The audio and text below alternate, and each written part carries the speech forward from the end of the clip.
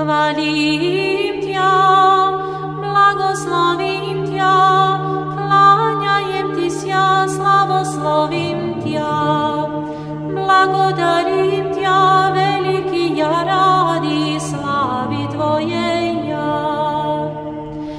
Gospodi, Cariu nebesný, Bože Otče, Vседržiteľu, Gospodi, Syne jedinorodný, Isuse Kriste i Sviatý Duše.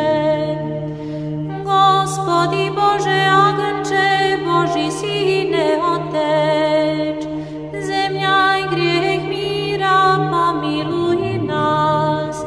Zemňa aj grechy míra, príjmi molitvu našu. Siediaj, odesnujú Otca, pomiluj nás, jako Ty jesi jedin sviat, Ty jesi jedin Gospod, Isus Hristos vo slavu Boga Otca. Amin. Navsiak deň blagoslovňu Ťa i vosvaľuj imя Tvoje vo vieky i vo viek vieka. Spodobi Gospodi deň sej bez griecha, sochrani Ty sia nám.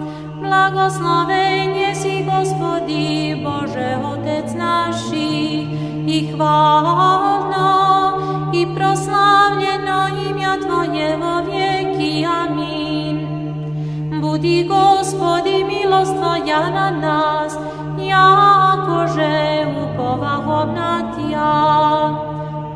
Blagosloven jesi Gospodi, nauči imя opravdanijem Tvojim.